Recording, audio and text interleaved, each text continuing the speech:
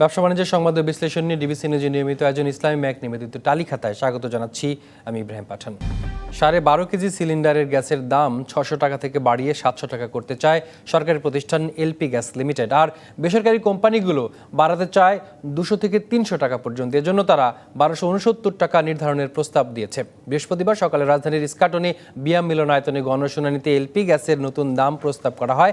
শুনানিতে সরকারি বেসরকারি কোম্পানি ছাড়াও ভোক্তাদের পক্ষে কনজিউমার অ্যাসোসিয়েশন অব বাংলাদেশ ক্যাবের প্রতিনিধিরা অংশ নিয়েছেন। শুনানির পর আগামী 24শে জানুয়ারি লাইসেন্সধারী ও স্বার্থ সংশ্লিষ্টদের সঙ্গে শুনানি পরবর্তীতে লিখিত মতামত দেয়া যাবে।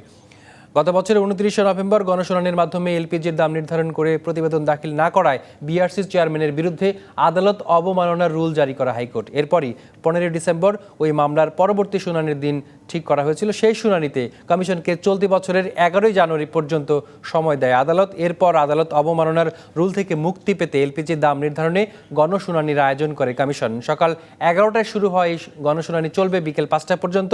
আজ শুনানি সম্পন্ন করা না গেলে পরের কার্যদিবস 17 এবং 18 জানুয়ারি শুনানি হবে।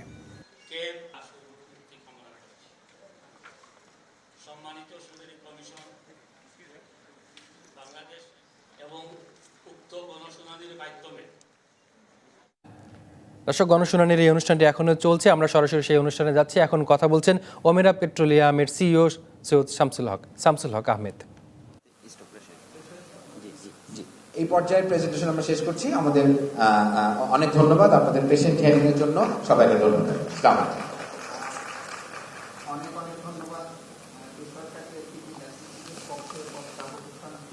সকলকে, এবং একই সাথে ধৈর্য ধরে প্রস্তাবগুলো শোনার জন্য উপস্থিত সকলকে ধন্যবাদ জানাই।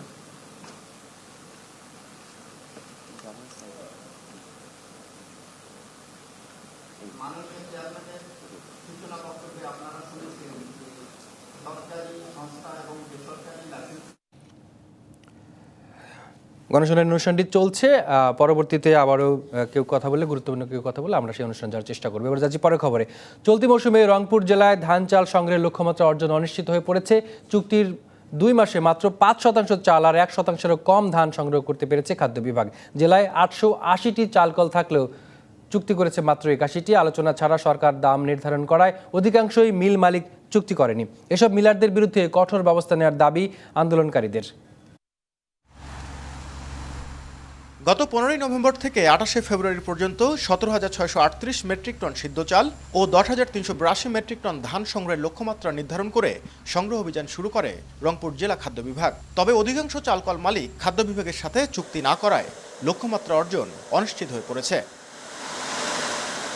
রংপুর জেলায় চালকলের সংখ্যা 880টি থাকলেও খাদ্য বিভাগের সাথে চুক্তি করেছে মাত্র 81টি। মিল মালিকরা জানান, কোনো রকম আলোচনা ছাড়াই চালের দাম নির্ধারণ করায় এই ঘটনা ঘটেছে। আমরা যদি আমাদের সাথে আলাপ আলোচনা করে যদি একটা ভালো পর্যায়ে আসতে পারতো, তখন আমরা সবাই আশ্বস্ত হতাম, ঠিক আছে আমরা গতবার গভর্নমেন্ট তো আমাদের স্বেচ্ছা আমাদের 4 টাকা বাড়িয়ে দিচ্ছে, এটা বিষয়। এটা করলে মনে হয় এগ্রিমেন্টটা অনেকখানি সফল হতো আর কি। সরকারের কাছে আমাদের আবেদন ছিল আমাদের রেটটা 40 টাকা করা হোক, কিন্তু আমাদের কথা তো আসলে কেউ কর্ণপাত করে নাই, শুনেও নেই। এগুলো বিবেচনা করি আমরা চুক্তি করিনি। তবে কৃষি আন্দোলনকারীরা বলছেন, অতি মুনাফার কারণেই সরকারের সাথে চুক্তি করেননি চালকল মালিক। সরকারকে যেখানে সহায়তা করার কথা সেখানে উল্টো তারা সরকারকে হুঁশিয়ারি দিচ্ছে যে তারা যদি তাদের বিরুদ্ধে ব্যবস্থা নেওয়া হয় তাহলে তারা চাল দেবে না সরকারের ঘরে। মিলারদের যে এই ধরনের বক্তব্য, এটা ধৃষ্টতাপূর্ণ। এই মিলারদের কালো তালিকা ভুক্ত করে তাদের লাইসেন্স বাজেয়াপ্ত করা দরকার। লাইসেন্স থাকার পরও যারা চুক্তি করেননি তাদের বিরুদ্ধে ব্যবস্থা নেওয়ার কথা জানায় জেলা প্রশাসক। আইনগতভাবে তো তারা আমাদের একটা সরকারি প্রতিষ্ঠান, সরকারের কাছ থেকে অনেক সহযোগিতা পেয়ে থাকে। যার সামর্থ্য আছে বা ইচ্ছা করে যারা চুক্তি করেনি, সেই বিষয়গুলো আমরা অবশ্যই ব্যবস্থা নেব। গেল 2 মাসে রংপুর জেলায় 17,638 মেট্রিক টন সিদ্ধ চাল লক্ষ্যমাত্রার বিপরীতে সংগ্রহ হয়েছে 877 মেট্রিক টন, আর 10,382 মেট্রিক টন ধানের বিপরীতে সংগ্রহ হয়েছে মাত্র 2 metric ton. Nazmul Islam Nishat, DBC news, Rangpur. সিঙ্গাপুরের অ্যাগ্রোক্রপ ইন্টারন্যাশনাল থেকে 50,000 মেট্রিক টন চাল কিনবে বাংলাদেশের জন্য 138,61,40,000 টাকা অনুমোদন দিয়েছে সরকারি ক্রয় সংক্রান্ত মন্ত্রিসভা কমিটি। বুধবার দুপুরে অনুষ্ঠিত সভায় ভারতের নুমালীগড় রিফাইনারি লিমিটেড থেকে প্রায় 108 কোটি টাকা ব্যয়ে 30,000 মেট্রিক টন ডিজেল কেনার প্রস্তাব অনুমোদন হয়েছে। এছাড়াও ন্যাশনাল হাউসহোল্ড ডেটাবেস প্রকল্পে পরামর্শক সেবা, পল্লী জনপদ নির্মাণ ও 20তলা বাংলাদেশ সচিবালয় ভবনের ক্রয় সংক্রান্ত প্রস্তাব অনুমোদন দেওয়া হয়েছে। এর আগে গ্রিসের এথেন্সে নির্মাণ হতে যাওয়া বঙ্গবন্ধু শেখ মুজিবুর রহমান সেন্টেনিয়াল স্কুলের অর্থ ব্যয়কে সরকারি ক্রয় আইন ও নীতিমালার আওতার বাইরে রাখার প্রস্তাব অনুমোদন দিয়েছে অর্থনৈতিক বিষয় সংক্রান্ত মন্ত্রিসভা কমিটি। যেটা জানা সংশ্লিষ্ট হচ্ছে 154 কোটি 60 লক্ষ, আর তাদের যে কষ্ট হবে সেই কষ্টে আমরা পাবো। এটা শেষ প্রস্তাবটি ছিল। সরকার ঘোষিত প্রণোদনা তহবিল থেকে দেশের কুটির, ক্ষুদ্র, ছোট মাঝারি শিল্প প্রতিষ্ঠানগুলোকে ঋণ দিতে আন্তরিক ও কার্যকর ভূমিকা পালনের জন্য ব্যাংক ও আর্থিক প্রতিষ্ঠানগুলোর প্রতি অনুরোধ জানিয়েছে এসএমই ফাউন্ডেশন। লোন দিব কোলাটারালবিহীন, এই টাকাটা ফেরত আসবে কি আসবে না, এরকম একটা ব্যাংকারদের দৃষ্টিভঙ্গি থেকে হয়তো তারা ঠিকই চিন্তা করছেন যে আমি তো লোনটা দেবো, রিটার্ন আসবে কিনা। কিন্তু রেকর্ড কি বলে, ইতিহাস কি বলে, আপনি দেখেন আমাদের যারা ক্রেডিট হোলসেলিং, এসএমই বিশেষ করে ফাউন্ডেশনের ক্রেডিট হোলসেলিং প্লাস এসএমই সেক্টরের লোনের রিটার্নের হার কিন্তু 98% প্লাস। ক্রেডিট যে প্রণোদনার প্যাকেজটা তাদেরকে আমরা পৌঁছাতে না পারি তাহলে কিন্তু আমরা সত্যিকার অর্থে 2031 সালের টার্গেট পূরণ করা খুবই কঠিন হয়ে যাবে। সেজন্য আমি মনে করি যে আমাদের যারা ব্যাংক এবং নন ব্যাংক প্রতিষ্ঠান আছে তারা আন্তরিকভাবে চেষ্টা করবেন যাতে করে এই প্রণোদনা প্যাকেজটি সর্বোচ্চ শতভাগ ব্যবহার করা সম্ভব হয়। এসএমই ঋণ চাহিদা অনুযায়ী মিলছে কি, এই বিষয় নিয়ে টালিখাতার আলাপে এই মুহূর্তে আমাদের সঙ্গে যুক্ত হয়েছেন এসএমই ফাউন্ডেশনের চেয়ারম্যান অধ্যাপক ডক্টর মাসুদুর রহমান। অধ্যাপক ডক্টর মাসুদুর রহমান, আমাদের এই টালিখাতার আলোচনায় আপনাকে স্বাগত জানাচ্ছি।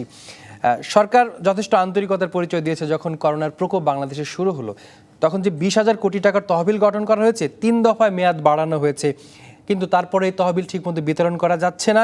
বারবার উদ্যোগ নেওয়ার পরেও কেন বিতরণ করা যাচ্ছে না? আসলে সমস্যাটা কোথায়, অথবা কোথাও গাফিলতি দেখতে পাচ্ছেন কিনা, আপনার নজরে কি আছে? আপনাকে ধন্যবাদ এবং আপনার মাধ্যমে ডিবিসি এই অনুষ্ঠান যারা দেখছেন দর্শক শ্রোতা তাদেরকেও আমি শুভেচ্ছা জানাচ্ছি। দেখুন, 26শে মার্চ 2020-এ আমাদের এখানে যখন সরকার সাধারণ ছুটি ঘোষণা করেন, তার পরবর্তী পর্যায়ে যে ইকোনমির যে অর্থনীতির যে বিপর্যয় অবস্থা তার থেকে উত্তরণের জন্য মাননীয় প্রধানমন্ত্রী আপনার স্টিমুলাস প্যাকেজ ঘোষণা করেন এবং বাংলাদেশের ইতিহাসে এই প্রথম ক্ষুদ্র এবং মাঝারি শিল্প উদ্যোক্তাদের তারা যে আর্থিকভাবে যে ক্ষতিগ্রস্ত হয়েছেন তাদের ব্যবসা বাণিজ্যকে রক্ষা করার জন্য প্রথম আপনার এই 20,000 কোটি টাকার একটি প্রণোদনা প্যাকেজ ঘোষণা করা হয় এবং এসএমই ফাউন্ডেশন, শিল্প মন্ত্রণালয়, অর্থ মন্ত্রণালয় এবং মাননীয় প্রধানমন্ত্রীর দপ্তর আমরা সবাই সম্মিলিত কাজ করার মাধ্যমে এই প্যাকেজটি আমরা ঘোষণা করি এবং সেই সময় থেকে এই প্যাকেজটি বিতরণ করার জন্য লক্ষ্যমাত্রা নির্ধারণ করা হয়েছিল এবং সেই লক্ষ্যমাত্রা আপনার 3য় দফা বৃদ্ধি করে 31শে মার্চ 2021 পর্যন্ত তা বর্ধিত করা হয়েছে। আমাদের দেশের যে ক্ষুদ্র ঋণ বিতরণ করার জন্য, স্টিমুলাস প্যাকেজ বিতরণ করার জন্য মূলত দায়িত্ব দিয়ে দেওয়া হয়েছিল আমাদের দেশের বাণিজ্যিক ব্যাংকগুলোকে। এই বাণিজ্যিক ব্যাংকগুলো হচ্ছে সরকারি এবং বেসরকারি খাতে বাণিজ্যিক ব্যাংকগুলো এবং এই পর্যন্ত আজকে গতকাল পর্যন্ত আমার কাছে যে হিসাব আছে তাতে এই পর্যন্ত এই স্টিমুলাস প্যাকেজের মধ্যে 11,205 কোটি টাকা আপনার ঋণ বিতরণ করা হয়েছে এবং 76,228 জন উদ্যোক্তা এই ঋণ আপনার পেয়েছেন। অর্থাৎ আমাদের স্টিমুলাস প্যাকেজে প্রায় 55% আমরা ঋণ বিতরণ করতে পেরেছি। এটা আমি বলবো যে পরিসংখ্যানগত দিক থেকে এটা মোটেই আশাবঞ্জক না, কারণ এই 20,000 কোটি টাকার যে ঋণ সেটা পুরোটাই আমাদের এই সময়ের মধ্যে বন্টন করা উচিত ছিল। এই ক্ষেত্রে কিছুটা আমি শীতলতা বলবো না, আমাদের পদ্ধতিগত কিছু জটিলতা আছে। আমাদেরকে দেখেন, আমাদের বাণিজ্যিক ব্যাংকগুলো যারা ব্যবসা করেন তাদের ব্যবসার যে কাঠামো এবং ব্যবসার যে সংস্কৃতি তাতে কিন্তু তারা অধিকাংশ ক্ষেত্রেই আপনার রিটেল ব্যাংকিং এবং বড় বড় শিল্প উদ্যোক্তাদের ঋণ দেওয়ার ক্ষেত্রে তারা অভ্যস্ত।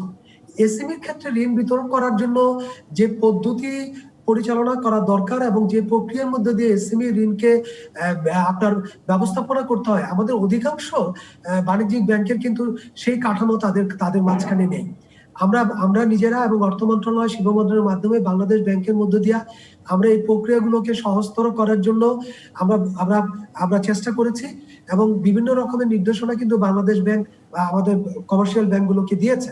কিন্তু তারপরও কমার্শিয়াল ব্যাংকের যে কাঠামোগত যে অবস্থান এবং তাদের ব্যবসার যে আপনার যে পদ্ধতি, সেই কারণে কিন্তু তাদের পক্ষে আমাদের এই সারা বাংলাদেশের বিভিন্ন অঞ্চলে যে ব্যাপক আপনার গ্রাম অঞ্চল এবং মফস্বল শহরের উদ্যোক্তা আছেন তাদের কাছে পৌঁছানো সম্ভব হয়। ডক্টর মাসুদুর রহমান, আসলে আপনি যেটি বলছেন যে আসলে কাঠামোগত সীমাবদ্ধতা আছে বাণিজ্যিক ব্যাংকগুলোর, সেটা যদি আমরা বেসরকারি বাণিজ্যিক ব্যাংকগুলোর কথা বলি সেক্ষেত্রে হয়তো বা কিছুটা সত্য হবে, গ্রাম পর্যায়ে তাদের সেই অর্থে শাখা নেই, কিন্তু সরকারি ব্যাংকগুলোর, কৃষি ব্যাংকের অথবা যে বাণিজ্যিক সরকারি ব্যাংকগুলো সেগুলোর কিন্তু আছে। সেক্ষেত্রে আপনি কি বলবেন যে আন্তরিকতার ঘাটতি নাকি আসলে কাঠামোর সমস্যা, যেখানে বলা হয় যে আসলে এসএমই খাতে ঋণ বিতরণ এগুলো করতে গেলে যে মানব সম্পদ দরকার হয় অথবা সেখান থেকে টাকা তুলে আনা, সবকিছু মিলে খরচ বেশি, এইসব কারণে অনাগ্রহ কাজ করে, এইটি দায়ী, কোনটি বলবেন আপনি? আপনি যে প্রশ্নটা তুলেছেন এবং যে উদাহরণ দিয়েছেন সেটা কিন্তু অত্যন্ত একটা যৌক্তিক আপনার কারণ আপনি জানেন যে এসএমই লোন গুলোকে যখন আমরা দেই এবং এই লোন গুলোকে কিন্তু আমরা খুব কি বলা যেত গভীরভাবে আমরা পর্যবেক্ষণ করি, এবং আমরা এসএমই ফাউন্ডেশন থেকে আমাদের যে ক্রেডিট হোলসেলিং প্রজেক্ট আছে যেখানে আমাদের লোন রিকভারি প্রায় 100%, আমরা শুধু লোন আপনার দেই না, আমাদের আর্থিক সহযোগী প্রতিষ্ঠানের মাধ্যমে সেই লোন গুলোকে কিন্তু আমরা মনিটরও করি। এখন আমাদের যে সরকারি পর্যায়ে যে বাণিজ্যিক ব্যাংকগুলো আছে ওনারা কিন্তু এই ধরনের লোন বিতরণ করার ক্ষেত্রে ওনাদের কোনো পূর্ব অভিজ্ঞতা আপনার নেই। এই পূর্ব অভিজ্ঞতা না থাকার কারণেই আমাদের সরকারি বাণিজ্যিক ব্যাংকগুলো এখন পর্যন্ত কিন্তু দক্ষতার সাথে এসএমই লোন বিতরণ করতে পারেননি। এটা অস্বীকার করার কোনো উপায় আমাদের কাছে নেই, এবং এই জন্য আমি কিন্তু তাদের আগ্রহ, উৎসাহ, উদ্দীপনাকে কিন্তু আমি দোষারোপ করব না, কারণ সরকারি নির্দেশনা আছে, বাংলাদেশ ব্যাংক কঠোরভাবে আপনার এটাকে পর্যবেক্ষণ করছেন। কিন্তু আপনার গ্রাম পর্যায়ে, মফস্বল পর্যায়ে আমাদের সরকারি ব্যাংকগুলোকে আপনার এই প্রক্রিয়ার সাথে সংযুক্ত করা এবং আমাদের উদ্যোক্তাদেরকে আবার তাদের সাথে সংযুক্ত করার ক্ষেত্রে যে সময় এবং যে আপনার কি বলে দক্ষতার দরকার, সেটার কিছুটা ঘাটতি আমাদের আছে। ডক্টর মাসুদুর রহমান, আমরা আলোচনার শেষ পর্যায়ে এসেছি, শেষ প্রশ্ন আপনার কাছে, যে আসলে ব্যাংকের আওতার মধ্যে আছে এরকম অনেক এসএমই উদ্যোক্তা আছেন যাদের টাকার দরকার, তারা এই করোনায় লোকসানে পড়েছেন, কিন্তু ব্যাংকের কাছে গেলে তারা টাকা পাচ্ছেন না, নানান ধরনের সীমাবদ্ধতার কথা বলা হচ্ছে, যে হিসাবপত্র ঠিক নেই, খাতাপত্র ঠিক নেই, ব্যালেন্স স্টেটমেন্ট ঠিক নেই, এইসব কথা অনেক সময় বলা হয়। এই জায়গায় করণীয়টা কি তাহলে? দেখুন, এই যে ব্যাংকগুলো যে কথাগুলো বলছে তা কিন্তু অত্যন্ত আপনার যুক্তিসঙ্গত, কারণ ব্যাংক জনগণের অর্থ নিয়ে ব্যাংক কিন্তু আপনার তহবিল তৈরি করে এবং সেই তহবিল সে ঋণ প্রদান করে, সে হচ্ছে আপনার জনগণের অর্থের কাস্টোডিয়ান। সুতরাং তাকে ঋণ বিতরণ করতে গেলে কিছু কাঠামোগত বিষয়ের দিকে নজর দিতে হয়। আমাদের এসএমই খাতের উদ্যোক্তাদের এটা একটা বিরাট রকমের সমস্যা, কারণ আমাদের অধিকাংশ এসএমই খাতের উদ্যোক্তারা হচ্ছেন আপনার ইনফর্মাল সেক্টরের মধ্যে দিয়ে আছেন। আমরা এসএমই ফাউন্ডেশন বিগত কয়েক বছর ধরে আমরা ক্রমাগত চেষ্টা চালাচ্ছি আমাদের উদ্যোক্তাদেরকে আপনার ফর্মাল বিজনেস এনভায়রনমেন্টের মধ্যে আপনার অন্তর্ভুক্ত করার জন্য, এবং সারা দেশব্যাপী আমরা এসএমই ফাউন্ডেশন এবং এসএমই অর্গানাইজেশন গুলোর মধ্যে আমরা ক্রমাগত প্রণোদনা চালাচ্ছি, তাদেরকে মোটিভেট করছি, তাদেরকে ট্রেনিং দিচ্ছি, এবং তাদেরকে আধুনিক ব্যবসা বাণিজ্যের সাথে কাজ করার জন্য যে কাঠামোগত সংস্কার করা দরকার সেই সংস্কার করার জন্য কিন্তু আমরা তাদেরকে উৎসাহিত করার চেষ্টা করছি।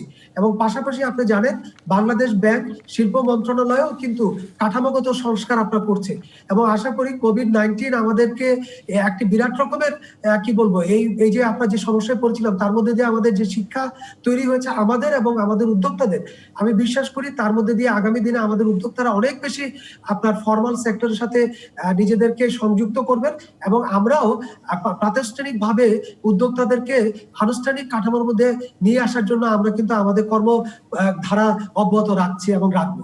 জি, ডক্টর মাসুদুর রহমান, অসংখ্য ধন্যবাদ তালিকাতে সময় দেওয়ার জন্য। আপনি ভালো থাকবেন, সুস্থ থাকবেন।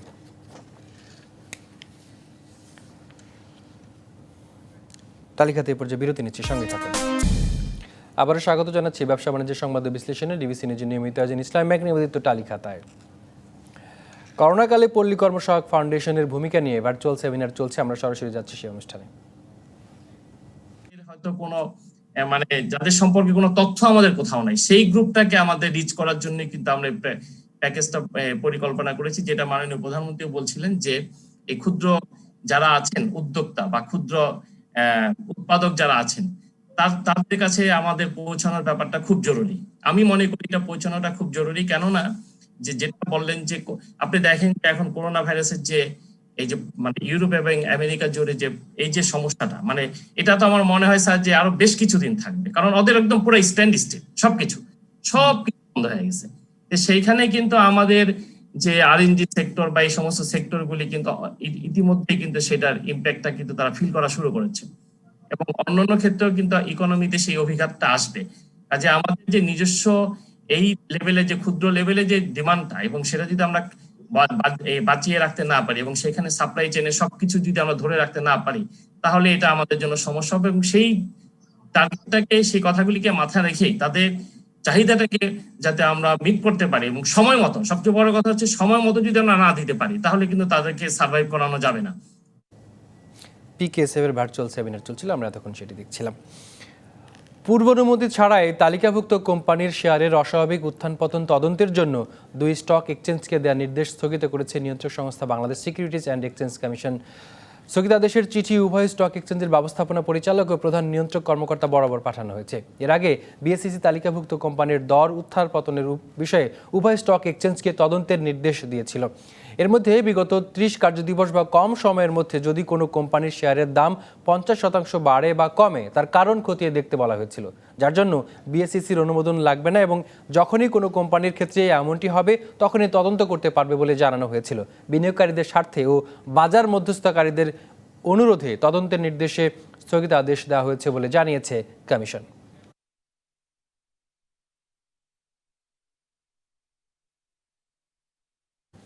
দর্শক, আজ সকালে লেনদেনের শুরুতে 6 মিনিটে ডিএসসি সূচক বাড়ে 122 পয়েন্ট, পরে সকাল 10:30 নাগাদ সূচক বাড়ে 104 পয়েন্ট। এই আধ ঘন্টা লেনদেন হয় 418 কোটি 19 লাখ টাকা।